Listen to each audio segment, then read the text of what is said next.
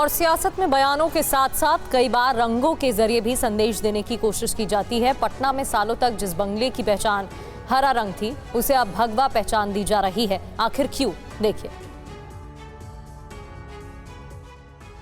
ये पटना के 10 circular road स्थित वही सरकारी बंगला है जहां पर कभी लालू प्रसाद यादव और राबड़ी देवी का परिवार रहा करता था। लेकिन राबड़ी लालू के जाते ही इस सरकारी बंगले का रंग भी बदल गया और पहचान भी बदल गई है।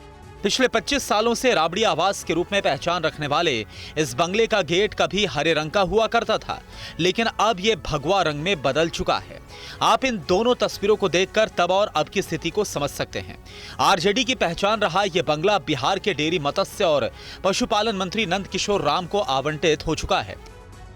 लेकिन अब हरे और सफेद रंग से सजे इस बंगले के मुख्य गेट के साथ साथ अंदर भी सभी जगहों में किए गए हरे रंग को बदलकर केसरिया रंग से रंगा जा रहा है। इससे पहले राबड़ी देवी के बंगला खाली करने का मामला बिहार में बड़ा सियासी मुद्दा बन गया था, लेकिन एक बार फिर से हरे रंग से केसरिया पहचान पर बयानबाजी शुरू हो गई है। हालांकि भवन निर्माण विभाग ने अभी तक कोई सफाई नहीं दी है, लेकिन ऐसे कयास हैं कि मंत्री नंदकिशोर राम के कहने पर ऐसा किया गया है।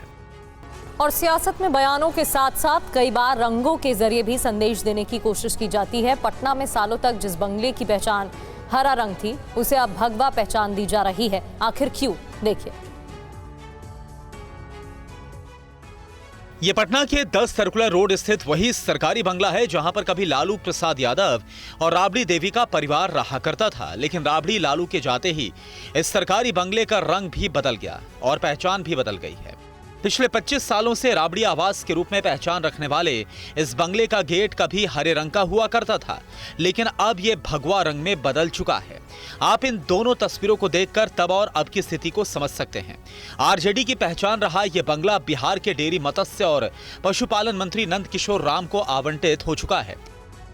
लेकिन अब हरे और सफेद रंग से सजे इस बंगले के मुख्य गेट के साथ साथ अंदर भी सभी जगहों में किए गए हरे रंग को बदलकर केसरिया रंग से रंगा जा रहा है। इससे पहले राबड़ी देवी के बंगला खाली करने का मामला बिहार में बड़ा सियासी मुद्दा बन गया था, लेकिन एक बार फिर से हरे रंग से केसरिया पहचान पर बयानबाजी शुरू हो गई है। हालांकि भवन निर्माण विभाग ने अभी तक कोई सफाई नहीं दी है, लेकिन ऐसे कयास हैं कि मंत्री नंदकिशोर राम के कहने पर ऐसा किया गया है।